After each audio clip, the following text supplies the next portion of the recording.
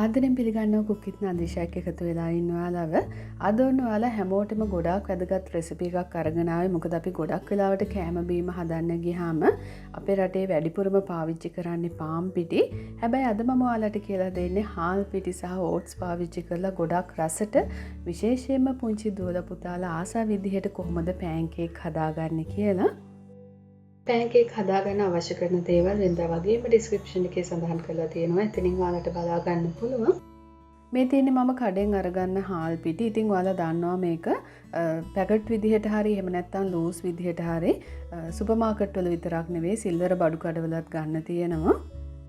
ඊළඟට ඕට්ස් ටිකත් මේකටම දාගමු. අද චොක්ලට් පෑන්කේක් හදන නිසා ඕන චොක්ලට් පවුඩර් ටිකත් මේකටම දාගන්නවා. ඒ වගේම ඕනිම කෙනෙකුට පහසු වෙන්න මම අද කිරිපිටි තමයි අරගෙන තියෙන්නේ. මොකද ෆ්‍රෙෂ් මිල්ක් හැම වෙලාවෙම ගෙදර නැති වෙන්න පුළුවන්. හැබැයි කිරිපිටි හැමෝම වගේ පාවිච්චි කරනවා. ඔයාලා ෆ්‍රෙෂ් මිල්ක් අරගන්නවා නම් මම සඳහන් කරලා තියෙන වතුර ප්‍රමාණයට සමානව ෆ්‍රෙෂ් මිල්ක් අරගෙන බැටර් එක හදාගන්න. සාමාන්‍යයෙන් හදන පෑන්කේක් එකකට වැඩිය මම සීනි ටිකක් පාවිච්චි කරනවා. මොකද චොක්ලට් පවුඩර් අරගන්න නිසා අපිට අනිවාර්යයෙන්ම සීනි එකතු කරගන්න වෙනවා. ඊළඟට මම පිළිවෙලින් බේකින් පවුඩර්, බේකින් සෝඩා වගේම ලුණු ටිකක් මේකට දාගන්නවා. පොඩ්ඩක් මේ විදිහට ඔක්කොම දේවල් හොඳට කලම් කරගත්තට පස්සේ ඊළඟට දිය කරගත්ත බටර් ඒ වගේම බිත්තරත් අපිට පුළුවන් එකතු කරගන්න.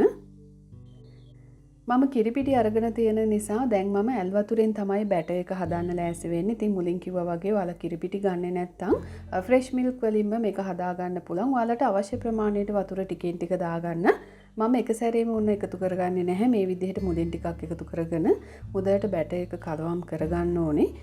ඊළඟට ටිකෙන් ටික තමයි වතුර එකතු කරගන්න ඕනේ. මොකද අපි පාවිච්චි කරන හාල් පිටි වර්ගය සහ ඕට්ස් වර්ගය අනුව අනිවාර්යයෙන්ම අවශ්‍ය වතුර ප්‍රමාණය ටිකක් එහෙම වෙන්න පුළුවන්. ඉතින් ඒ නිසා ඔයාලට නිදහස තියෙනවා අවශ්‍ය ප්‍රමාණයට වතුර දාගන්න.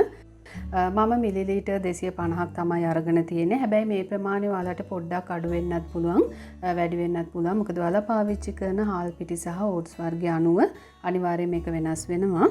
කොහොමත් මෙතනදී ඔයාලට මේක වරදින්නේ නැතුව වතුර ටිකෙන් ටික එකතු කරගෙන මෙන්න මේ වගේ පදමට බැටර් එක හදාගන්න පුළුවන්. ඉතින් ඔයාලට පේනවා ඇති කොයි ප්‍රමාණයටද දියර ගතිය තියෙන්න ඕනි කියලා. මට මුලින්ම වැනිලා ටික දාගන්න අමතක වුණ නිසා මේ වෙලාවේදී තමයි වැනිලා එකතු කරගන්නේ. ඉතින් ඒක ගැටලුවක් නැහැ. ඔයාලට ඕනිම වෙලාවක වැනිලා ටික දාගන්න පුළුවන්. ඕට්ස් ටික හොඳට පෙඟෙන්න ඕනි. ඉතින් ඒ නිසා බැටර් එක හදාගත්ත ගමන්ම පෑන්කේක් හදන්නේ නැහැ. අපි විනාඩි 15ක් හෝ 20ක්වත් මේක පොඩ්ඩක් පියනකින් වහලා පැත්තකින් තියලා තමයි පෑන්කේක් හදන්න යන්නේ.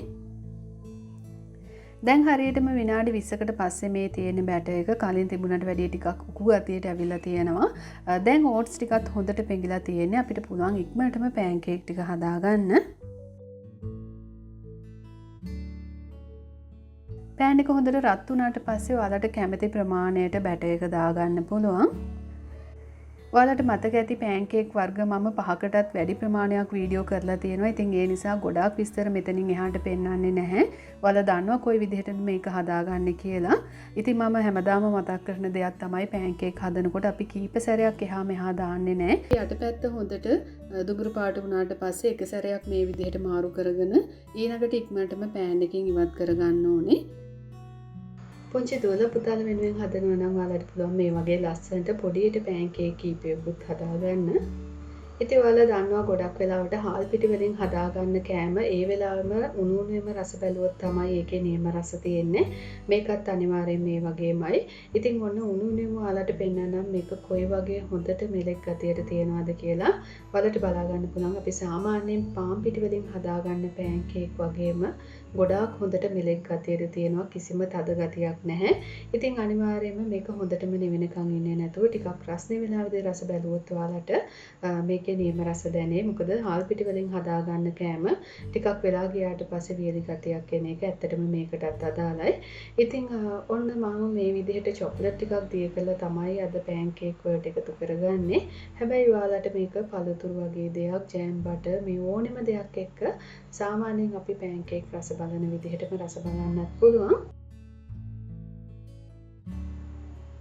ඇතට මේක හරිම රසයි ඔයාලා අනිවාර්යයෙන්ම හදලා බලන්න. ඉතින් වයස් ભેදයක් නැතුව ඔයාලට මේක උදේ ආහාරයක් විදිහට එහෙම නැත්නම් තේ වේලාවට එහෙමත් නැත්නම් පොඩි බඩගින්නට උනත් ඕනිම අවස්ථාවකට ගැලපෙන රෙසිපි එකක්. විශේෂයෙන් හාල් පිටි වලින් හදාගන්න නිසා ඕනිම කෙනෙකුට ගැලපෙනවා. ඉතින් එහෙමනම් අද වීඩියෝ එකත් එක්ක එකතු වුණ ඔයාලා හැමෝටම ස්තුතියි. තවත් මේ වගේ අලුත් වීඩියෝ එකකින් අපි ආයෙත් ඉක්මනින්ම මුණ ගැහෙමු. ඔයාලා හැමෝටම සුබ දවසක්.